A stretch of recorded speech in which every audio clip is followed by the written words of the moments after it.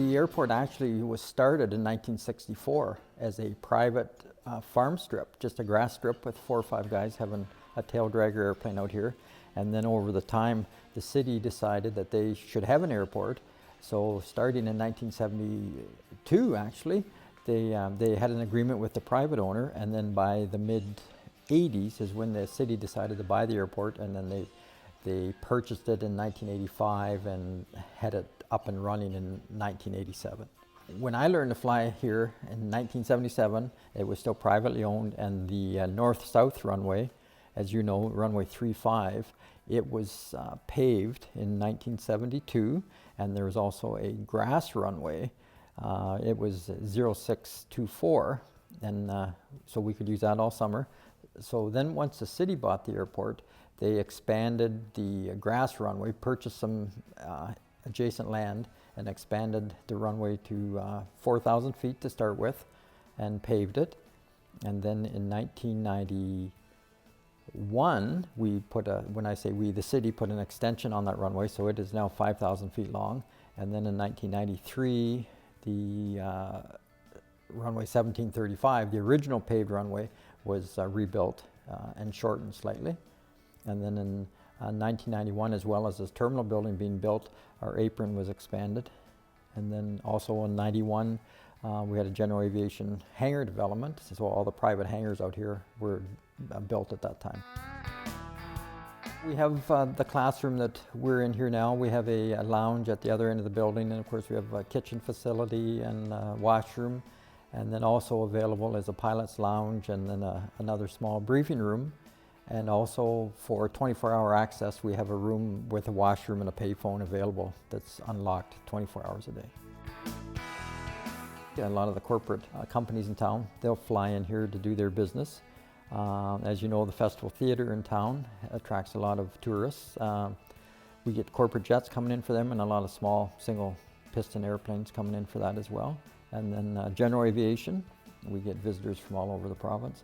And then also flight training is a big part of who uses the airport here.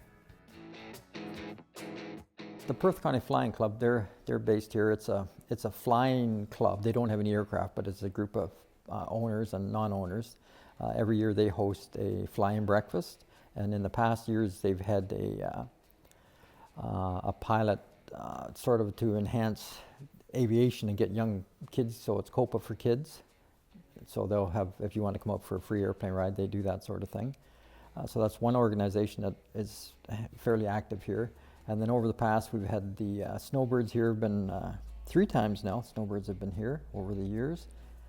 We've had the Ministry of Natural Resources operate from this airport for quite some time, doing a rabies baiting program.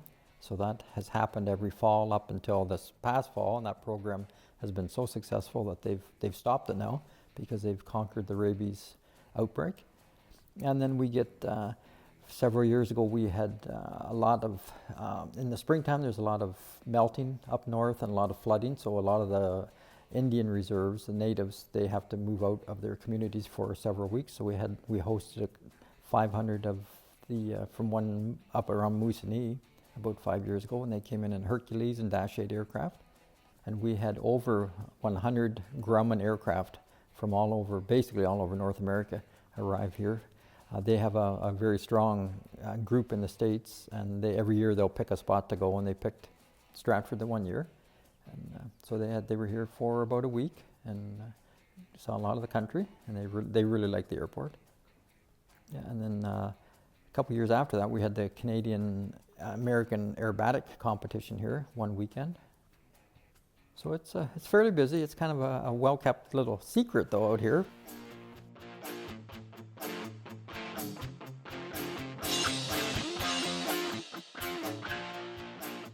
Stratford Air Services, I started that company in December 1st of 1982.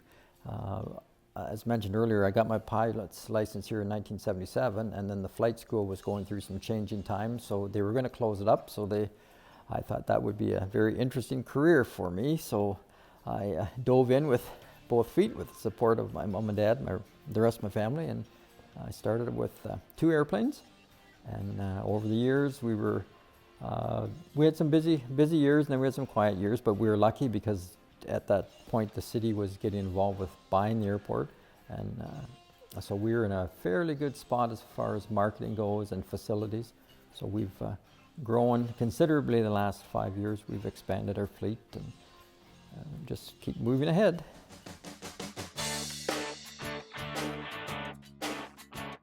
We've got two 1976 Cessna 150. They're the M model. So that was the last in the line of the Cessna 150 series, and that's a two-seat aircraft with a smaller engine. It's an engine of only around 100 horsepower.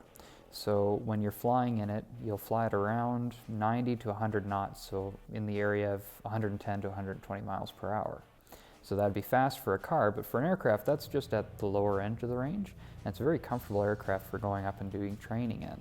Because it's so small, it could be built nice and strong, and so it'll stand up to all kinds of maneuvers that we might put it through for training. The next size of aircraft that we have are Cessna 172s or 172s, and they're R models, so they were built in the early 2000s, and they go from that 100 horsepower range. Now they're into the 165 horsepower range, and it's got a nice 4-cylinder engine in it, and it seats 4 people. So some students will do their training in those, and other people will start to fly those once they've done their training. And that way they can start to carry more passengers. You can take a family of 4 comfortably in that airplane from here as far as places like Montreal, so distances of 350 miles, which is quite good. And we can also use those for more advanced types of training. So getting away from being able to see outside, you could fly through clouds in those types of aircraft, fly over top of clouds into good weather and things like that. And then our newest acquisition is a Seminole, which is made by Piper Aircraft. And so its full name is the PA-44-180T. So this is a twin-engine airplane. It's got 280 horsepower engines, so a total of 360 horsepower that could take this airplane into the 160 to 180 knot, close to 200 miles per hour range. So getting towards higher speeds for smaller aircraft.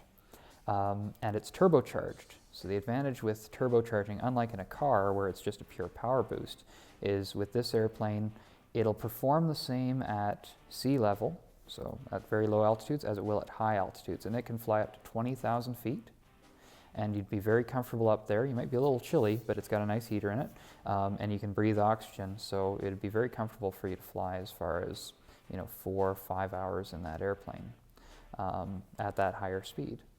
And so we're using that for our multi-engine training and for training for people who want to move on to airline careers and things like that.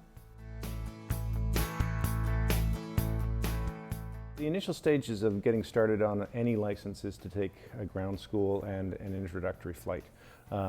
The flight will allow you to sort of realize that you can take the physical sensations of flight and that you're comfortable being in a plane.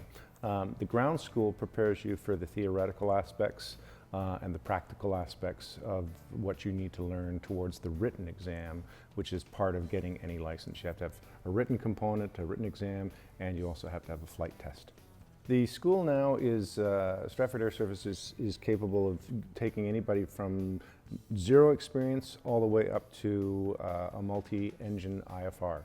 So the first step would be a recreational license for people who maybe are teens or who just sort of want to do it very, very leisurely, or what's called the recreational license.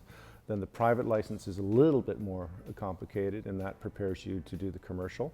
Commercial allows you to actually fly and be paid for it, so it's a job, and that's the next sort of logical step. We also can teach the multi-engine rating, which is the twin engine. We've got a beautiful Piper Seminole plane that we teach people on.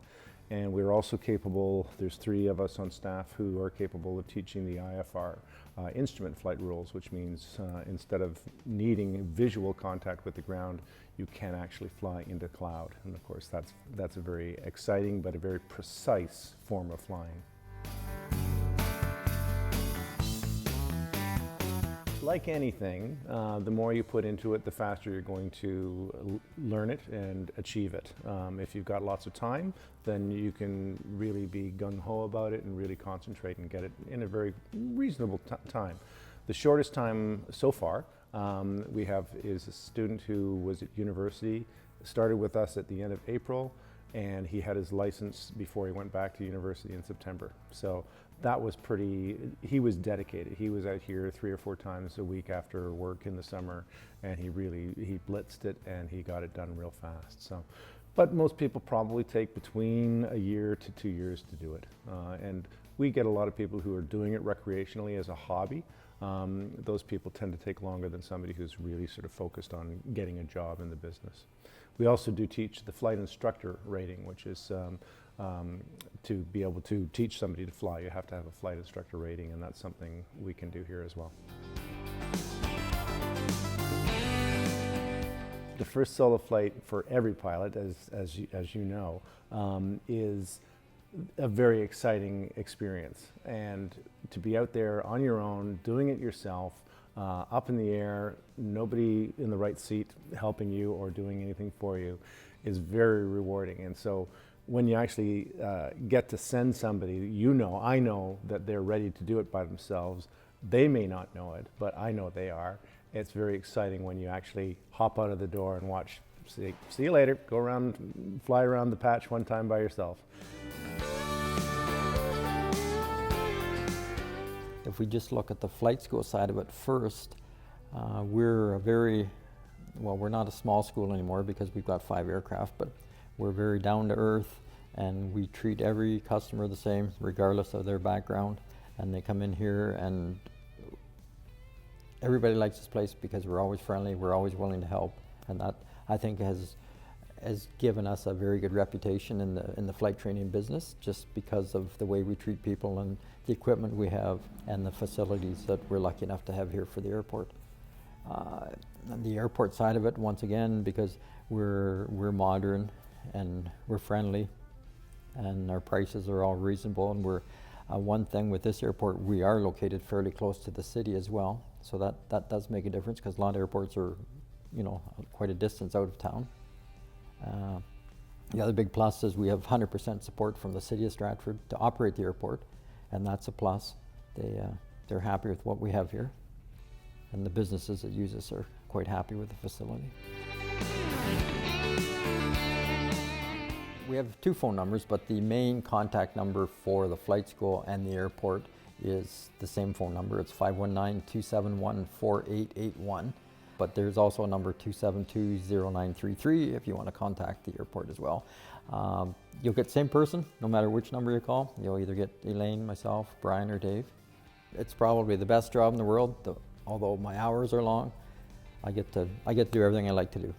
I was raised in a farm, so I get to be around equipment, and I get to fly, and I get to be with people, and I think it's the best job a guy could have.